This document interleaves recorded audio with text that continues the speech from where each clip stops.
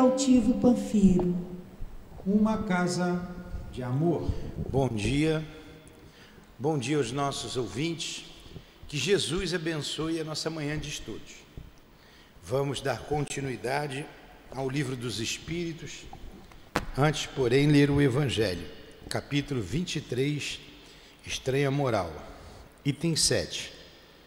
Deixai aos mortos o cuidado de enterrar seus mortos. E Jesus disse a um outro: segue-me.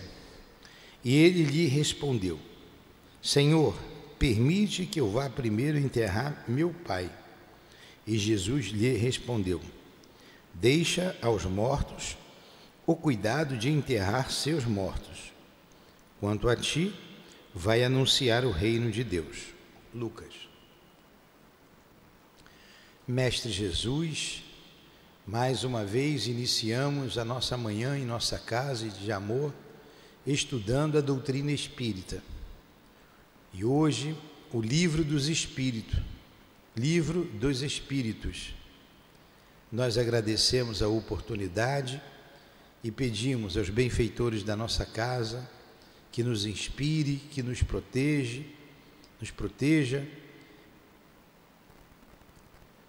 e ajuda-nos na compreensão das questões a serem estudadas.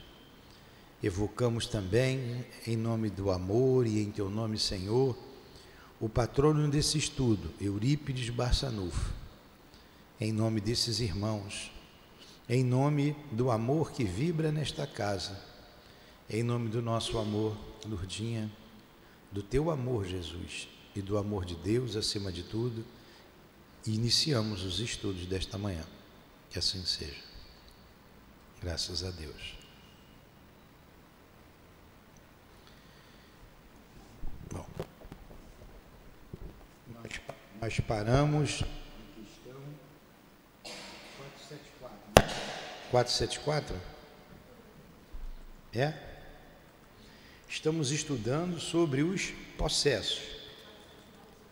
Qual é o número? 479? 479.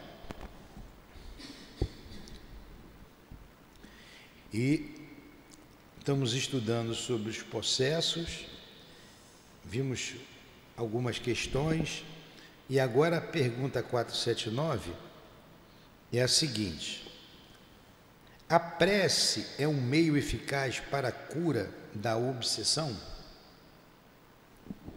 É uma pergunta, né? Eu vou aqui no Evangelho, no item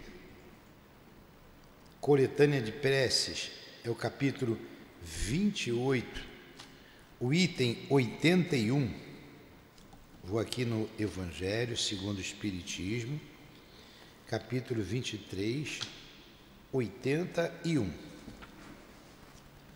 Deixa eu achar aqui o 81. Achei.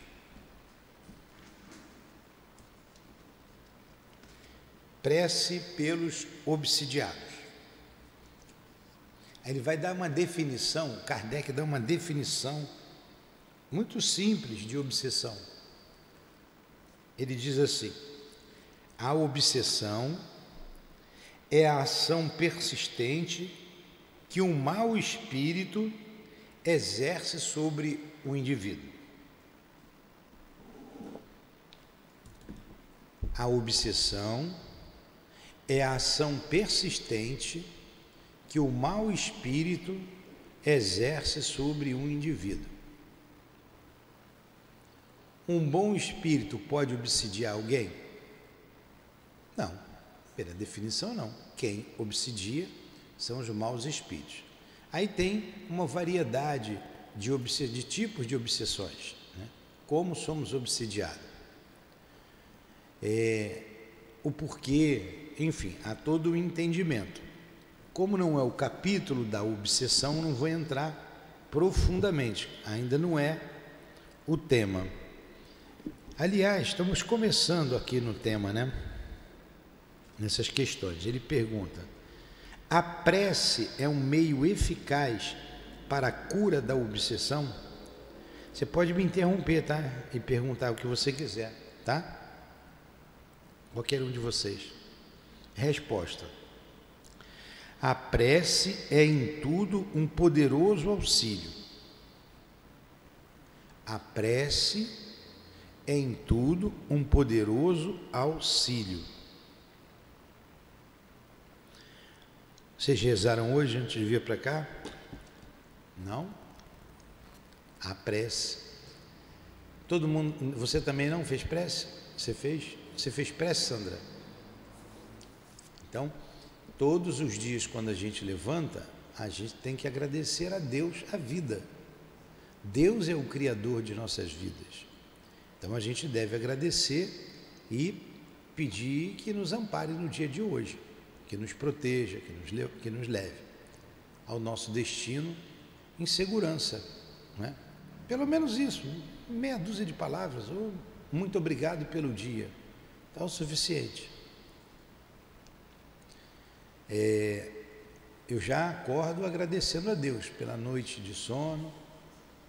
Normalmente eu sento e leio o Evangelho e faço a prece. Hoje eu fiquei embromando um pouquinho, acordei cedo, tomei o banho, embromei um pouco, depois voltei para a cama, estava cedo. Quando eu vi a hora, estava em cima. Aí eu fiz a minha prece, arrumei o que tinha que arrumar e vim. Falei, obrigado, parei pelo dia mais uma vez, me protege. Sabia que ia vir para cá e ler o Evangelho dali para aqui, mas não deixei de pedir a Deus. A gente sempre deve fazer isso, viu? Para nossa proteção. Agora, ele está falando aqui da prece para aliviar a perseguição de espíritos, né? Aliviar a obsessão. Ele está dizendo, é um meio sempre eficaz. Mas vamos lá. Mas acreditai que não basta murmurar algumas palavras para obter o que se deseja. Deus assiste os que agem e não os que se limitam a pedir. Portanto, é preciso que o obsidiado faça a sua parte, o que for necessário para destruir em si mesmo a causa que atrai os maus espíritos. Então, são várias frases aqui que a gente tem que analisar uma por uma e a gente vai fazer isso, tá? Ó, a prece é em tudo, um poderoso auxílio, ponto. Mas acreditai que não basta murmurar algumas palavras para obter o que se deseja. Ah, Senhor, me livra desses espíritos. Não basta isso. Auxilia, mas não basta isso. Deus assiste os que agem. O que é agir? É você procurar fazer aquilo que vai te libertar desses espíritos, dessa perseguição. Não basta só rezar. Jesus recomendou que nós vigiássemos e orássemos. Não basta só orar, tem que vigiar. Vigiar o quê? Os nossos pensamentos. Vigiar os nossos sentimentos, os nossos atos. A gente tem que vigiar. Vigiai e orai. Aí ele continua aqui. E não os que se limitam a pedir. Portanto, é preciso que o obsidiado faça a sua parte. É preciso que o obsidiado faça de sua parte o que for necessário para destruir em si mesmo a causa que atrai os maus espíritos. Então, qual a causa? Porque tem uma causa. A causa pela qual os espíritos malfeitores estão junto a mim. Eu tenho que combater ali. E se foi em outra vida? Se a causa é de outra vida? Vou espirrar. Desculpe, é só alergia, viu? Não estou resfriado não. É só alergia aqui. A causa está em outra vida. Eu fiz o mal, eu não me lembro. Como que eu vou obter a causa? Como que eu vou saber a causa? E eles estão me perseguindo, e eles estão me cobrando algo que eu não sei o que é, eu não me lembro. Isso não foi agora, isso foi na vida passada, foi há 200 anos, 300 anos, 500 anos, pode ser há 1000 anos atrás. Eu preciso mudar o meu proceder, mas mudar como? Orar, trabalhar no bem. Na minha oração eu sempre pedi perdão. Senhor, tem alguém que está me perseguindo, que Ele me perdoe, eu peço perdão. E a gente vai ajudar as pessoas. Nós precisamos fazer algo em benefício das pessoas. Quantas pessoas precisando de ajuda? Quantos precisam de uma palavra amiga, de um pão, de uma roupa, de... Quanta coisa nós podemos fazer para auxiliar. Numa casa espírita, as pessoas acham que o trabalho mais importante é aquele que a pessoa recebe o espírito e psicografa e dá o passe de cura. Tudo isso é importante, tudo bem. Mas uma vez aqui esqueceram de botar o copinho com água. Esqueceram não, faltou água. Que bom que faltou água, né? No copinho ali, tinha bastante gente. 2 pessoas foram e reclamaram muito. Como que não tem água? Eu não tomei a água. Eu achei até engraçado. Falei, que bom. Eles fazem questão da água, de tomar a água ali que a gente magnetiza. Então colocar a água no copinho é importante. Não é você receber o espírito, o mentor da casa. Sim, receber o espírito, o mentor da casa é importante. Mas a gente cuidar da casa. Quando você coloca água no copinho, tem gente que acha que isso é um trabalho muito simples. Mas é simples, sim. Mas as coisas são feitas com simplicidade. E quem disse que uma psicografia você não precisa de simplicidade, de humildade? Então tudo é importante. A gente tem que começar a servir. Eu começo com um copo d'água, começo a servir um prato de sopa, daqui a pouco eu estou fazendo algo que vá cada vez mais, ou trabalhando mais, preenchendo o meu coração. Quando eu cheguei na casa espírita pela primeira vez, eu fui trabalhar na obra social, lá na Malé. A obra social ligada ao Leon Denis. Cheguei lá, um monte de gente. Falei, o que é que eu vou fazer aqui? Aí alguém falou assim, me ajuda a recolher os pratos de sopa. Lá ela dava sopa, eu recolhi o prato. Recolhia e levava para a cozinha. Depois eu fui promovido, depois de um tempo. Eu passei a levar a sopa. Eu levava a sopa e depois recolhia o prato, entregava às pessoas. E assim fui fazendo.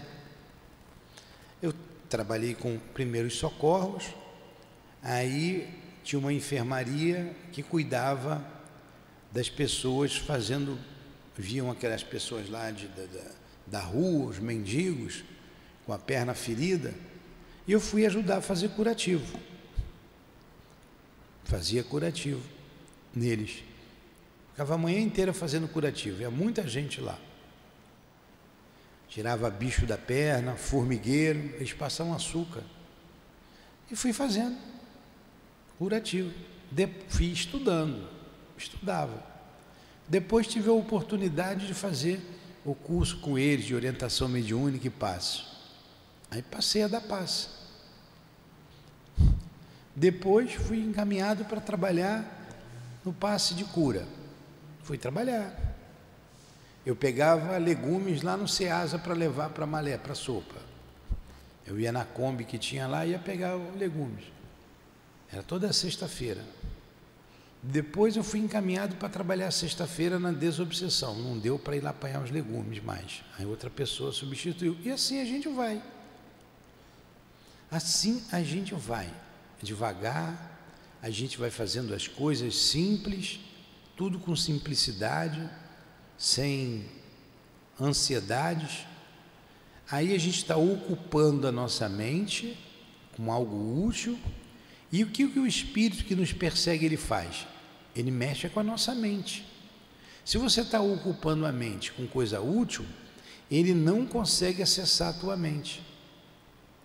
Por quê? Como que acontece nesses casos de obsessão? Essas obsessões, às vezes, de muito tempo, obsessões cruéis, ela se dá de pensamento a pensamento. O pensamento do espírito, ele sintoniza, a palavra é essa, sintoniza com o teu pensamento. Há uma sintonia.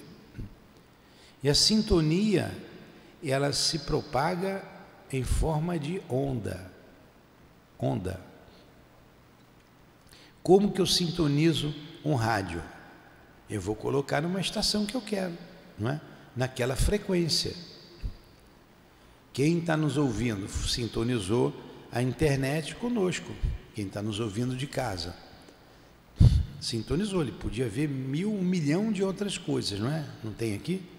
1 milhão de situações aqui na internet que você pode buscar, de acordo com o interesse de cada um. Alguém, nesse momento, deve estar abrindo a internet para ver roupa. Alguém, né, está abrindo a internet para comprar alguma coisa, para ver o preço de alguma coisa, de um produto qualquer. E então você vai sintonizar com aquilo que você abre. Alguém está assistindo aqui o nosso estudo. E o pensamento se propaga em forma de onda. Ele entra na tua frequência. Se você estiver distraído, se você não estiver atenta, ele vai te acessar. E muitas vezes a gente vê a pessoa discutindo sozinha, falando sozinho, surta. Por quê? Porque o espírito que a persegue, que persegue essa pessoa, está em sintonia com ele. Estão os dois ali. Então o que ela tem que fazer? Cortar essa sintonia. Quando você pensa em outra coisa, ele não consegue acessar a tua mente. Você não vai ficar o dia inteiro rezando, ninguém aguenta, ninguém consegue. Então o ato de prece, a nossa postura, é trabalhar cumprindo com o nosso dever. É o trabalho profissional. Se eu vou trabalhar profissionalmente, não é dali que eu tiro o dinheiro para o meu sustento, eu vou ser um bom funcionário. Eu não vou para explorar o patrão, falar mal do patrão, brigar com o patrão. Por quê? Porque senão eu sintonizo com as forças do mal. Alguém vai me incentivar ainda mais a fazer isso e eles vão acabar sintonizando com a minha mente. Então eu vou para a minha profissão, me dedicar, dar o que for possível de mim, porque eu fui contratado para isso, para trabalhar. Vim na casa espírita, eu tenho um tempo vago, vou colocar minha mente aqui. Tenho a minha família, então eu preciso mudar a minha postura, a minha maneira de pensar, de agir. Vou ajudar as pessoas na medida das minhas forças. Espírito obsessor não gosta de trabalhar, ele não gosta de trabalho no bem, ele vai se afastando devagarzinho. O Chico tinha um obsessor contado por ele, né? Essa história todo mundo sabe. Ele via, como ele via, só que o espírito ficava ali perto dele, olhando para ele, esperando uma brecha. Até que um dia o espírito disse para ele, depois de muitos anos: Chico, eu vou embora, com você não dá. Não dá. O espírito estava quase se convertendo, né? Aí o Chico diz assim: não, meu irmão, não vai embora não, fica aqui, fica junto de mim. Ele: que é isso, Chico? Eu quero você do meu lado, porque você me ajuda a estar atento, a estar vigilante. Porque o Chico não abria a guarda, estava vendo o espírito ali, não abria a guarda. E assim foi, trabalhando. Ele era assediado porque trabalhava no bem? Sim, muito assédio, daqueles que não queriam, inimigos da causa, não queria que ele trabalhasse.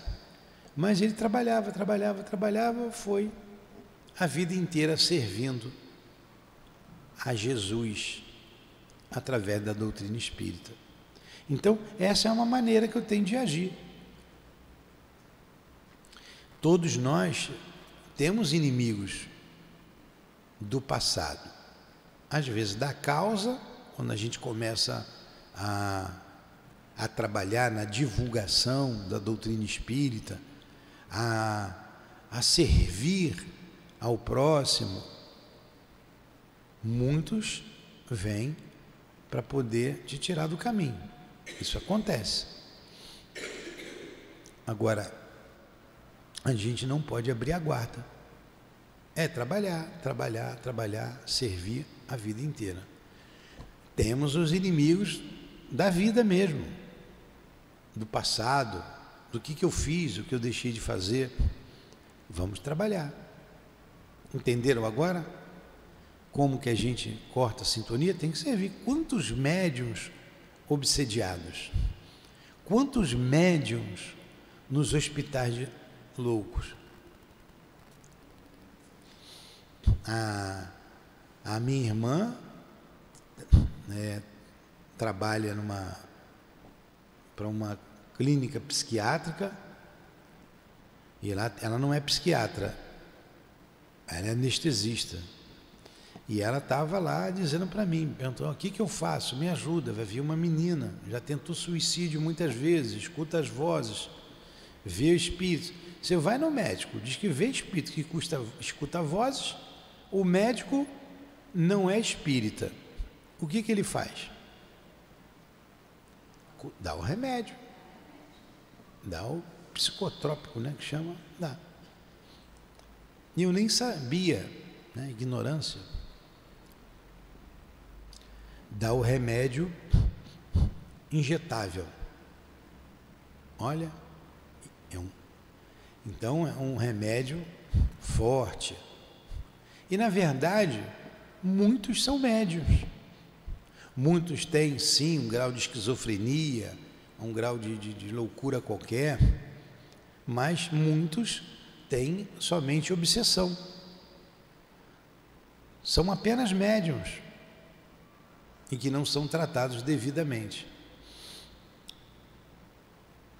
Se essas pessoas fossem orientadas pela família, pelos pais, a procurar um centro espírita desde cedo, e elas trabalhassem, elas seriam pessoas normais. Mas a ignorância leva aos pais levar o filho ao médico e toma ali remédio, e ele vive a vida inteira assim, à base de remédio. Conhecemos vários tipos. A nossa irmã que trabalha aqui como médium, vocês sabem quem é? Uma de cabelo comprido, uma cabeluda. Ela disse que tinha um primo lá no interior de Minas que, como ela, ouvia os espíritos, via, escrevia. Só que a família do primo, eles eram amigos, tinham dinheiro, tinha recursos. E o que foi que a família fez? Internou. Ele ficou 40 e poucos anos internado, desde os 14 anos. Morreu dentro da clínica psiquiátrica. Ela está aqui. Aí ela falou assim: ainda bem que minha mãe era pobre, senão eu ia para lá com ele. Minha mãe não tinha dinheiro para colocar lá. Muitos enlouquecem porque não sabe lidar com o mundo espiritual. Quando a ciência der esse passo além e considerar o homem com uma alma que tem um corpo e não apenas um corpo físico, ele vai alcançar a causa e vai tratar o homem diferente. Enquanto a medicina ver apenas um corpo, muitos vão morrer à base de remédio. Nós não podemos dizer, não tome o remédio, a gente nunca diz isso. A gente faz o tratamento, muitas vezes tem que fazer o tratamento paralelo. Quantos vêm aqui, fazem o tratamento, vai deixando o remédio devagarzinho, porque vai melhorando, e passam a trabalhar. Quantos outros a gente recebe na casa espírita, já com uma certa idade, 60, 70 anos, cheio de perturbações, e porque são médiuns, né, nunca quiseram utilizar a mediunidade no bem, já procuraram centenas de casas espíritas, de igrejas, querendo acabar com aquilo, e não acaba, porque é da alma. Aí a gente diz, mediunidade não é doença e nem tem cura, é para sempre. Então, quantos dissabores, quantas dores físicas, espirituais, né, que se exterioriza no físico, a pessoa tem por não querer trabalhar, não querer servir a Jesus com aquilo que ela trouxe com ela. Então, por isso que ele diz, não adianta apenas orar, tem que agir, tem que trabalhar, senão não tem cura. A gente vai dar passe. Roberta, entrega o Alexandre para chegar o carro para frente, para eles trabalharem ali. A gente vai dar passe, os guias da casa afastam alguns espíritos e a gente continua na mesma. Porque nós temos que fazer um esforço. Comecem pela oração, peçam perdão. Eu peço perdão o tempo inteiro. Me perdoem se eu fiz alguma coisa que magoou, que prejudiquei, eu não quero mais fazer, eu estou mudando, e vou falando, vou pedindo e vou fazendo.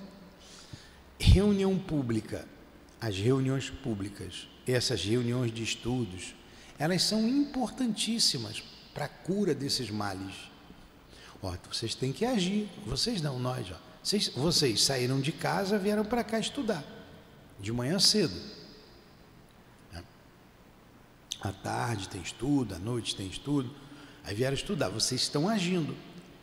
Nos acompanham espíritos sempre, perseguidores, obsessores do passado, do presente, espíritos que simpatizam com as nossas imperfeições, até mesmo guias, protetores, familiares, nos acompanham. Então vocês estão sentados aí, 1, 2, 3, 4, 5, 6, 7, 8 pessoas aqui, estudando.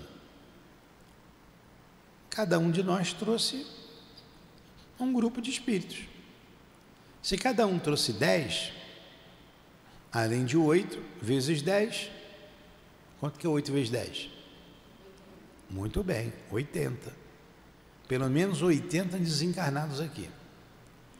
Alguns vêm até com o próprio 80 junto dela. Aí o espírito está ouvindo a mesma coisa que você está ouvindo. A mesma coisa. Aí ele começa a se tocar, porque a gente fala aqui, olha, ninguém morre. Quantas vezes a gente fala para o espírito, você está vendo que a pessoa reencarnou? Ela reencarnou. Você há quanto tempo está sem o corpo, jungido a ela? Faz muito tempo, 100, 200, 300, 400, 500 anos. Eu falei, pois é, cadê a sua família? Você não tinha uma mãe? Você não tinha um pai, uma esposa, um marido, um filho? Aí começa a se tocar, realmente, se eu não morri, essas pessoas que eu amei também não morreram. Aí começa a raciocinar, eles começam a mudar o pensamento deles. Aí você, quando a gente conversa com eles, a gente diz assim: o que é melhor? Ó, sua mãe está aqui, seu parente está aqui. O que é melhor? Ficar com seu parente ou ficar com essa pessoa que te fez o mal? Ele vai pensar, é melhor estar com quem eu amo. E segue. Quantos casos são resolvidos assim? Quantos? Então é importante a vinda à casa espírita, porque eles vão ouvindo essas coisas e vão despertando, porque esses espíritos ficam focados no mal, em fazer o mal. Muitos perdem até a forma física, são chamados ovoides, de tão concentrado que eles estão na mente da pessoa, para prejudicar a pessoa, que eles esquecem de tudo. Outros são colocados ali, são hipnotizados e colocam junto da pessoa para fazer o mal, para sugar, para perturbar. E eles fazem isso. Então, ouvindo, eles vão despertando. Aí a pessoa vai tomar um passe, facilita o desprendimento desses espíritos. E nós não os temos como inimigos aqui na casa espírita. Quando vocês vão em determinados lugares, os obsediados vão, o que eles dizem? É Satanás, sai Satanás, queima, né? E o espírito vai sair do corpo da pessoa? Depende. Se for aquelas obsessões mesmo, de muito tempo, mas não sai mesmo. E se não quiser que o outro fique perturbando no ouvido, se afasta um pouquinho, fica lá fora, se junta de novo à pessoa. Um espírito simples até se afasta, mas um espírito que tem conhecimento não adianta nada. Pode jogar o que for, água rezada, água benta, mostrar crucifixo, dizer que vai queimar aqui, o espírito não está nem aí. O que modifica o espírito é a sua transformação moral. E para que ele se transforme, quem fala com ele tem que ter um mínimo de elevação. E está com os bons espíritos, o protegendo, o orientando, para que ele possa também orientar. O que nós fazemos aqui na casa espírita? A gente pede para ele ficar aqui. Ah, mas é um obsessor, ele é mau. Como que você pede para ficar lá? Não, é para ele ficar aqui, ele é um irmão nosso, como outro qualquer. Quantas vezes também eu fui obsediado, ou quantas vezes eu também fui obsessor? Não fui ajudado? Nós não estamos aqui? O nosso passado, ou o passado de todos nós que aqui estamos no corpo, não é um passado glorioso, não foi um passado glorioso, não foi. Senão, não estaríamos aqui. Somos todos espíritos devedores. Estamos buscando ajuda, pedindo perdão. Por que não vamos ajudar esses outros? Eles precisam também de perdão, precisam perdoar e precisam de perdão. Porque ninguém sofre à toa. Na Terra existe a injustiça, e muita injustiça, muita. Mas não existe injustiçado. Como disse Jesus, o escândalo há de vir, mas ai daquele que é motivo de escândalo. Ah, mas ele me fez o mal. Perdoa. Deus vai cuidar disso. Ah, mas Deus demora muito. Deus vai cuidar disso. Deus não quer que ninguém se perca. Deus não quer destruir ninguém. Não quer. Ele quer que a gente se recupere. Ele quer que a gente cresça como espírito, que a gente se transforme, que a gente desenvolva as potencialidades de nossas almas, potencialidades que Ele colocou dentro de cada um de nós. É isso que Ele quer. Um ajudando o outro, um dando a mão para o outro, e vamos seguindo. Aqueles que perseguem hoje, amanhã serão nossos parceiros, nossos amigos, nossos irmãos. Então a gente chama para casa para que eles estudarem, eles serem tratados, eles devagarzinho vão também se recuperando, se equilibrando, reencontram parentes, amigos, e vamos nos unindo cada vez mais contra o mal, porque o mal só destrói. O mal, ele se acabará um dia aqui na Terra, porque o mal não foi criação de Deus. O mal é uma opção nossa. Nós estamos estudando na Gênesis, daqui a pouco vamos estudar o bem e o mal. É o mal, a opção do homem. Ele escolhe. Ele tem o livre arbítrio. Ele escolhe. Quantos saem de casa de manhã para ir trabalhar? Pega uma condição cheia, vai para o trabalho, leva a sua marmita, ganha pouco, e há anos que ele faz isso. Sai de casa cedo, leva a marmita e vai trabalhar e chega de noite em casa, não é? E quantos saem de casa para assaltar? Quantos? Quantos saem de casa para ter uma vida mais fácil, um ganho mais fácil? Vendendo drogas, enfim, roubando, quantos? Opção, escolha. Entenderam isso? Então a gente precisa agir, orar, como ele disse, e agir. Vou ler a pergunta e vou ler a resposta de novo, para ver se a gente entendeu. Pergunta 479. A prece é um meio eficaz para a cura da obsessão? Aí nós vimos que o que é obsessão? É a ação persistente que o mau espírito exerce sobre o indivíduo. A ação persistente que o mau espírito exerce sobre o indivíduo. A prece é eficaz para essa má ação?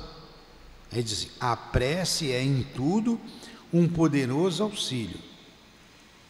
Mas acreditai que não basta murmurar algumas palavras para obter o que deseja. Deus assiste os que agem e não os que se limitam a pedir. Portanto, é preciso que o obsidiado faça de sua parte o que for necessário para destruir em si mesmo a causa que atrai os maus espíritos. Entenderam isso? Todo mundo entendeu então agora a resposta? Se um dia eu fiz o mal e a causa foi o mal que eu fiz, hoje eu vou fazer o bem, para que eu tire essa causa. Antes eu fazia o mal, hoje eu estou fazendo o bem. E isso vai afastando esses perseguidores de junto de nós. Compreenderam? Alguma pergunta?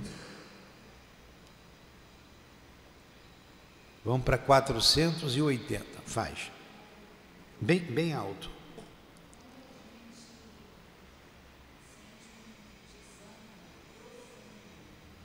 Quando a gente tem um desânimo profundo.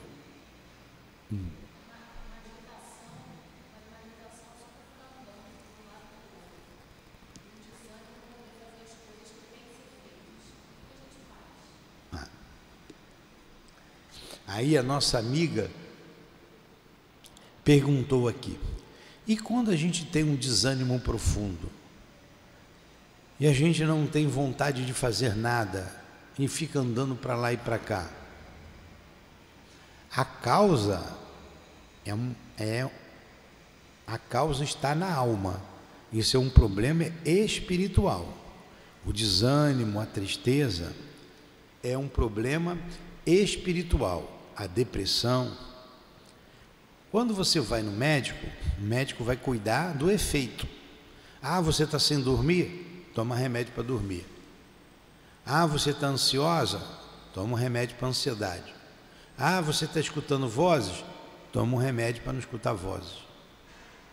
E na verdade, tem que cuidar com o médico e espiritualmente, com o médium, as duas coisas. Então isso é fruto de quê? A ansiedade é da alma. Você, o ansioso, ele está querendo sempre alguma coisa que não aconteceu ainda. A tristeza vem da alma. Por quê? Alguma coisa que a gente fez lá no passado que a gente não lembra. Aí dá um buraco na alma, dá uma tristeza, provoca ansiedade, porque você não faz aquilo. A gente tem que vencer, ter coragem e agir. A gente precisa vencer. A gente não pode se entregar, ficar prostrado numa cama só tomando remédio. Por quê? A angústia não para, a tristeza não para, mesmo com remédio. Você dorme, quando acorda, acorda triste, porque também a causa é espiritual. É sempre espiritual? Sempre tem espíritos ali, mas também tem um problema emocional e tem um problema físico, pode ter. Então tem que tratar com o médico e tratar espiritualmente, com o médium, numa casa organizada. Também. Às vezes, sim. Às vezes, dependendo de cada caso é um caso. Cada caso é um caso. Como nós dissemos aqui, já vimos várias pessoas deixarem um remédio de lado, foi diminuindo, não tomar mais o remédio e tem uma vida normal, como todo mundo tem. Porque tratou espiritualmente a obsessão. O médico não trata a obsessão. Ele vai dizer que isso é alucinação. Tem que tratar da causa. E os remédios sempre têm efeitos colaterais. Aí você fica ansiosa, anda para lá, anda para cá. Tem que falar para o médico, será que eu não sou médico, eu estou aqui levantando hipótese. Não é efeito colateral de um remédio? Aí o que o médico faz? Dá um outro remédio para o remédio, não é? Esse remédio ajuda aqui, mas causa problema ali. Aí ele vai dar esse remédio para resolver isso e dá um outro remédio para ajudar a resolver aquilo, que é a causa colateral. Aí você apresenta um outro problema. Aí o médico vai dar um remédio para o problema inicial, um remédio para aquela causa e um remédio para outra causa do outro remédio. Aí a gente nunca se equilibra. Você toma remédio desde criança, não é? Então toma remédio desde os 15 anos. Está com 35. 20 anos tomando remédio. Sempre tomando remédio, tratando apenas do físico.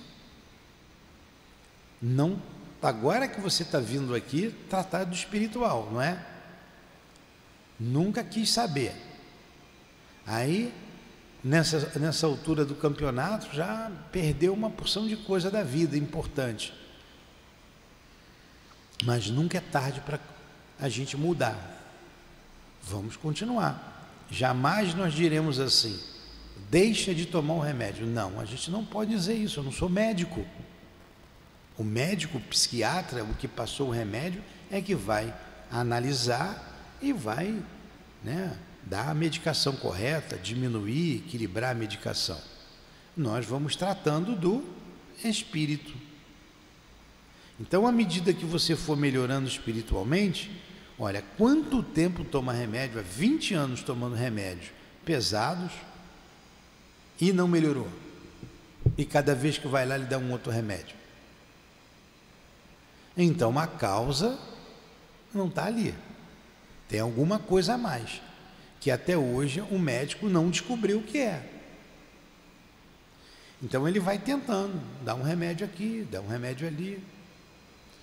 A minha esposa desencarnou com uma doença rara. E eu fui ao médico com ela. E o médico falou assim, ó, eu não sei que doença é essa. Eu não sei o que é isso. Eu nunca vi. Vamos aqui, que a gente descobriu depois de muito tempo, fazendo um monte de exame. E achei aqui. Estava lá na internet. Achei.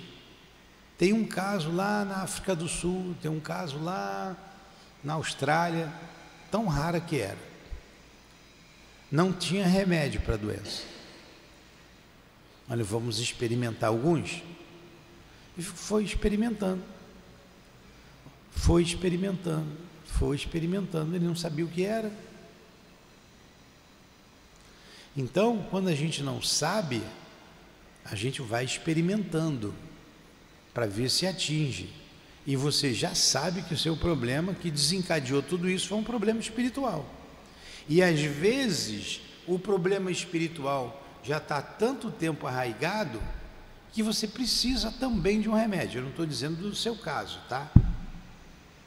Que tem que fazer os dois. Às vezes não. A pessoa melhora e o remédio vai sendo diminuído, as doses, até não tomar mais remédio. Agora, a pessoa nunca pode deixar de trabalhar espiritualmente, porque ela é médium, ela tem mediunidade, você tem mediunidade também, você tem. Então, eu falei para você, às vezes a gente vem num carro a 80 km por hora, quando você freia, o carro para num lugar? Não, 80 é uma velocidade razoável. Se você vem a 20, a 30, você freia, para ali quase que instantaneamente, né? Está devagar, mas se você vem a 80, agora você imagina um caminhão carregado, com 20 toneladas de carga, a 120 por hora, numa estrada que é permitida 120 a velocidade. De repente, na frente dele, atravessa um animal. Ele mete o pé no freio, ele vai parar? Não vai. O animal vai para o mundo espiritual, né? Ele só vai parar lá na frente. Então, se ele vem, ele sabe que tem um posto de pedágio, ele vem correndo, a estrada permite que ele tenha uma velocidade alta. Ele não pode frear quando chegar no posto do pedágio. E o posto do pedágio, sabendo disso, começa a sinalizar. Pedágio a 5 km, pedágio a 3 km, reduz a velocidade. Pedágio a 1 km, velocidade máxima, 60, vai diminuindo. Porque ali circula veículos com carga pesada, é uma autoestrada e ele tem que diminuir a velocidade. Então a gente vem na vida e bota o pé no freio num determinado momento. Mas esses anos todos, e esses 20 anos? Não vai parar de imediato. Vai levar um tempo. Vai levar um tempo. Eu não sei a velocidade que você vinha, nem a carga que você vinha trazendo. O fato é que vem em muita velocidade, porque vem de muito tempo. Entendeu?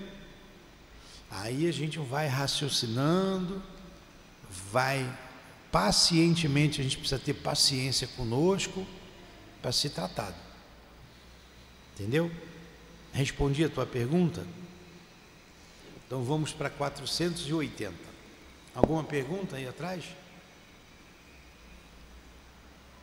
O que se deve pensar da expulsão dos demônios de que se falou o Evangelho?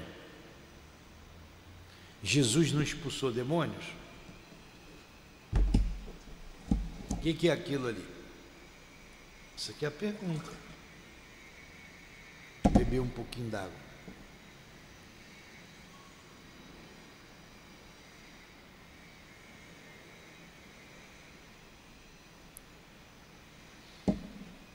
Resposta: isto depende da interpretação. Se chamas demônio um mau espírito que subjuga um indivíduo, quando sua influência for destruída, ele será verdadeiramente expulso. Se atribuís uma doença ao demônio, quando tiverdes curado a enfermidade, direis também que expulsastes o demônio. Uma coisa pode ser verdadeira ou falsa, conforme o sentido que se dê às palavras. As maiores verdades podem parecer absurdas, quando apenas se vê a forma e quando se toma a alegoria pela realidade. Compreendei-o bem e gravai isto. Trata-se de uma aplicação geral. Então vamos lá. Ele falou, depende do nome que você deu ao demônio. Às vezes você pode dizer, vocês já devem ter ouvido uma pessoa falar, esse demônio dessa doença que não me larga. Se você curou a doença, o demônio foi embora. Mas se você chama o demônio um espírito mau, o espírito se afastando, você fica curado. Então tem uma passagem que um homem levou o seu filho a Jesus. E ele diz assim: Senhor, o meu filho é lunático. Ora ele se joga na água, ora no fogo. Já levei-o aos seus discípulos e eles não puderam curá-lo. Aí Jesus diz: traga aqui este menino. Aí ele fala assim: ó raça incrédula e adúltera, até quando estarei entre vós? Traga aqui este menino. E o pai levou. E o demônio foi expulso, o garoto ficou bom. Aí os discípulos foram perguntar a ele, por que nós não conseguimos? E o mestre falou, é necessário muito jejum e oração. Jejum não é jejum de não comer, é jejum da língua, do pensamento, das nossas atitudes, e muita oração. Olha a moral que o Jesus tinha, a elevação moral do Cristo. O Espírito saiu. Teve uma outra pessoa que foi levada a ele, e ele pergunta, como é o seu nome? E o Espírito diz assim, meu nome é Legião, porque nós somos muitos. E diz lá que eles foram para os porcos, né? Espantaram os porcos lá. Enfim, então ele expulsou, ele tirou de junto da pessoa, tirou, mas a pessoa tem que se reformar, é porque ali não foi muito bem explicado, tem mais coisas ali que não foram escritas. Aquela pessoa que é obsidiada, ela precisa se transformar, tanto que muitas vezes Jesus dizia assim, vá e não peques mais, para que não te suceda coisa pior. Então a gente precisa se transformar, senão os espíritos maus voltam. E esses espíritos precisam de um tratamento. Por isso que algumas pessoas que interpretam essas passagens ao pé da letra, e como o Evangelho foi muito mexido, eles expulsam simplesmente, acham que aliviou. Não, esses espíritos precisam de acolhimento, de tratamento. Eles também estão doentes, eles também sofrem, precisam de amor. A doutrina espírita, ela vem trazer o cristianismo como realmente ele foi pregado pelo Cristo, e não deturpado pelos homens. E não deturpado. Quantos descrentes a igreja fez com as suas atitudes? Como que eu, cristão, torturei alguém em nome do Cristo? Como que eu, falando de Deus, falando de Jesus, eliminei outras pessoas que não pensavam como eu? Como? Se Jesus pregou o perdão, o amor, a tolerância, e eu fui intolerante usando o nome do Cristo. Quantas vezes isso aconteceu na história? É só ler a história. É só ler sobre a Inquisição. A Santa, olha o nome, Santa Inquisição. É só ler a história, ver a noite de São Bartolomeu. Porque o outro pensava no Cristo, do próprio cristão matando o cristão. De uma maneira diferente da minha, eu fui lá e passei a fio de espada a todo mundo. E essas coisas repercutem no além, em nossas vidas, porque muitos não perdoam esses atos e continuam a perseguição. Aí você vê perseguições aí de 300, 500. A noite de São Bartolomeu, por exemplo, foi século XVI. Em agosto, 24 de agosto de 1572. Olha aí. Dia de São Bartolomeu é dia 24 de agosto. Ninguém reza para São Bartolomeu, não, né? Quem foi Bartolomeu? Um apóstolo de Jesus, não era um dos 12, Bartolomeu? Que a igreja canonizou, São Bartolomeu. Vocês ficam pedindo a Santo Antônio para casar, né? Ele está cheio de pedidos. São Bartolomeu não tem nenhum. Peçam para São Bartolomeu. Então, 24 de agosto de 1572. Coloca aí quantos anos de 1572 para cá.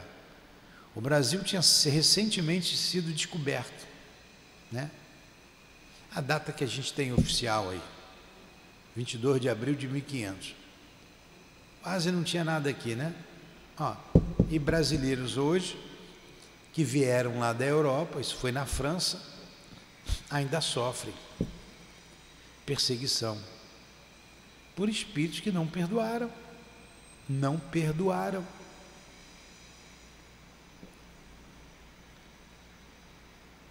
A Inquisição foi duríssima na Espanha e em Portugal, principalmente na Espanha. Repercute até hoje. A escravidão, quando foi assinada a Lei Áurea? Quando foi assinada a Lei Áurea? 13 de maio de 1888, muito bem, tá na ponta da língua, 13 de maio de 1888. O que é a Lei Áurea? A lei que libertou os escravos. Quem assinou a Lei Áurea? Princesa Isabel. Vocês estão bem, hein? Gostei. A Princesa Isabel. Pois é, 1888, aqui no Brasil, para 2023, agora eu quero ver, fazer as contas. Quantos anos tem? É só diminuir, 2024 de 1888, quantos anos tem?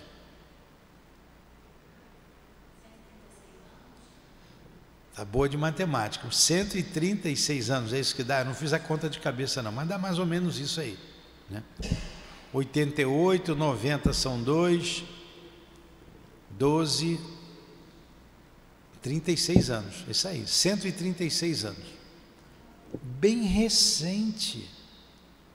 Ainda tem gente que tem que a avó, que a mãe foi escrava, pai foi escravo, ainda tem.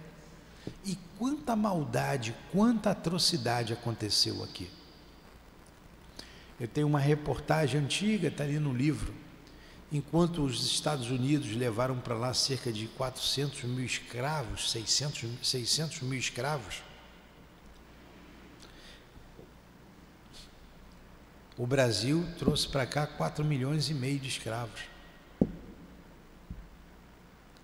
Muitos que sofreram não perdoaram, não perdoam até hoje.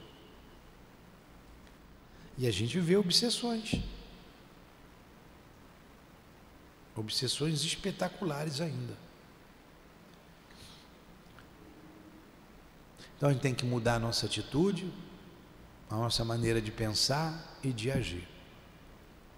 Vamos parar por aqui, já passamos aí até de 1 hora.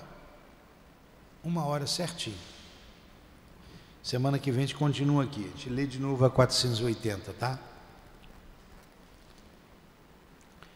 Te agradecemos, Senhor, pela manhã de estudos e, aproveitando o tema, rogamos por esses irmãos que não nos perdoaram, rogamos por eles, rogamos por todos os que sofrem, que choram, os que sofreram perseguições, os que sofreram e sofrem ainda hoje pelas nossas más ações.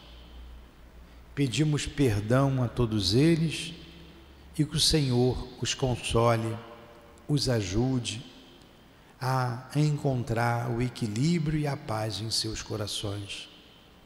Rogamos, Jesus, que eles possam reencontrar os seus parentes, os seus amores e continuarem a sua vida de progresso. Ajude-os.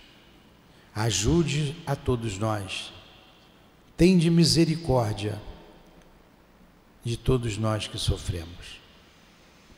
Que seja então em nome do amor que vibra nesta casa, em nome do nosso irmão altivo e da coluna de espíritos que sustentam o nosso SEAP, em nome do nosso amor, Lourdinha, do teu amor, Jesus, e do amor de Deus, nosso Pai, é que damos por encerrados os trabalhos e estudos da manhã de hoje aqui no SEAP. Que assim seja. Graças a Deus.